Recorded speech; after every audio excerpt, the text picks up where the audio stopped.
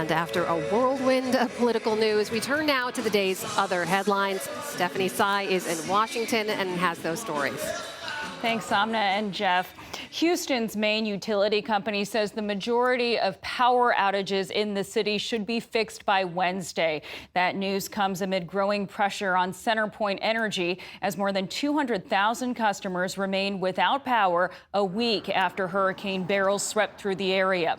The Texas Public Utility Commission has launched an investigation into CenterPoint's storm preparedness a day after Governor Greg Abbott demanded, quote, specific actions to address power outages and reduce the possibility that power will be lost during a severe weather event. Beryl also left its mark thousands of miles away in Vermont. Officials there are seeking disaster assistance from FEMA after flooding knocked out bridges and washed out roads. In the Middle East, Israel has carried out new attacks on Gaza following a weekend of devastating airstrikes.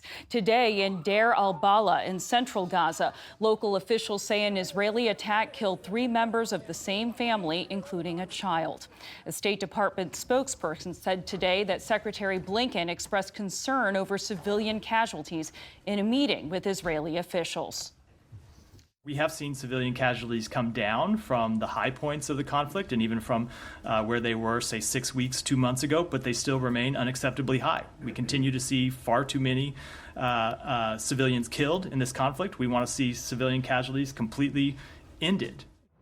Blinken also spoke with Israeli officials today about ongoing talks toward a ceasefire deal with Hamas.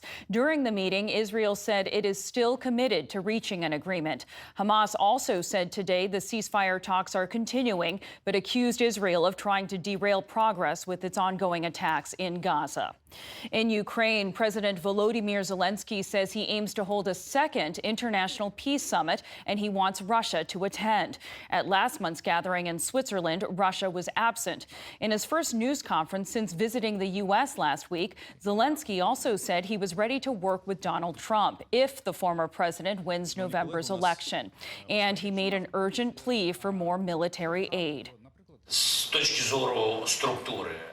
From the point of view of the structure of our air defense, to completely cover Ukraine, according to our military, we need 25 Patriot systems. This is in order to completely close the sky of Ukraine.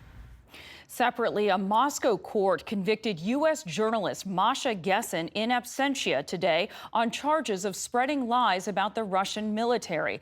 Gessen was sentenced to 8 years in prison. The Moscow-born author is the latest American target of Russia's crackdown on dissent. Gessen is a prominent critic of Vladimir Putin, who lives outside Russia and is unlikely to face actual imprisonment. Gambia's parliament voted today to uphold a ban on female genital cutting. Lawmakers rejected a push by the country's religious conservatives who had argued that the practice is, quote, one of the virtues of Islam. Gambia would have been the first country to reverse such a ban. According to the UN, more than 50% of women there between the ages of 15 and 49 have undergone the procedure.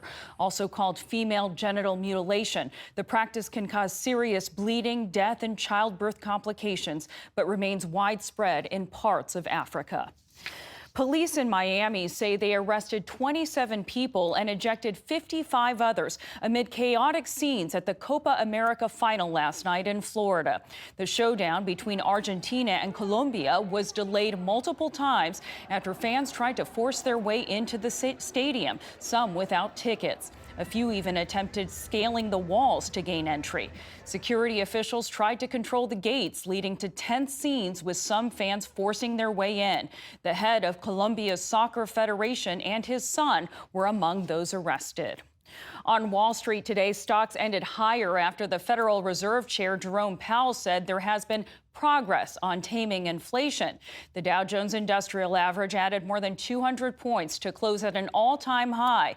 The Nasdaq tacked on 75 points, ending just shy of its own record. And the S&P 500 also ended higher to start the week.